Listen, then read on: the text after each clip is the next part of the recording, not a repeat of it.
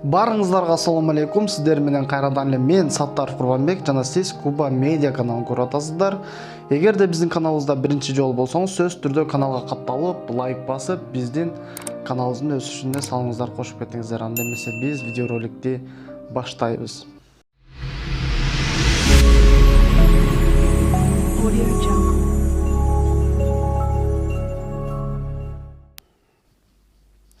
Урматтуу кыргыз элим, жаңа жобубуз кут болсун. Ошол биз ишенип шайлаган Садыр Жапаров элдин ишеничин актап, буюрса Кыргызстанды оңолтурат, өнүктүрөт, өстүрөт деген ишенимдебиз.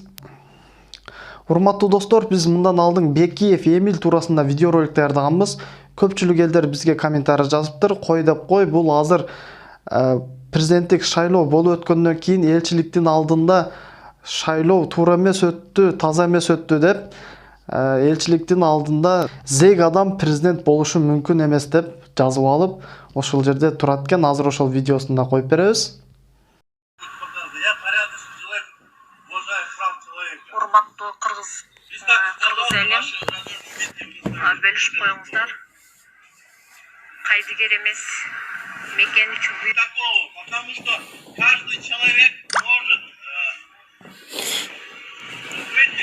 свободно около подхода стоять. Бессрочный митинг объявляю. Можете приходить. Каждый гражданин Кыргызстана, мигрантов. Я вызываю всех около посольства.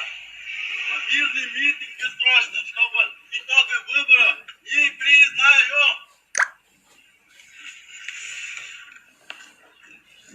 Зек не может быть президентом. Товарищ он лучше от себя не выше, он вышел и сделал нам это. Sen айтикатай кыргыз элим. Ар бир талапкер 17 талапкер. 30 миңден кол чогулган. Ошолорун кантип 30 миң адамдын 25 миңи шайлабадык. Шайлоонун жыйынты жокко чыгарыш керек. Себеби ошо 30 миң берген подпистин жок дегенде 25 миңи болот бериш керек. Ошондо 2%, 3% болуш керек ар бир талапкердики. Бу жерде фальсификация. Бул зек адам боло албайт президент. Ушуну менен видеоролигибиз аяктады достор. Эгерде видеоролик жаккан болсо лайк басып, комментарий жазып, досторуңуздар менен бөлүшүп коюңуздар. Биз кийинки видеороликте Бекиев Эмилге жолугуп, өзү менен маек куруп, жүзмө-жүз көрүшөбүз. Анда эмесе кийинки видеороликте сак саламатта көрүшкөндө Аллахым өзү насип кылсын. Саламатта калыңыздар.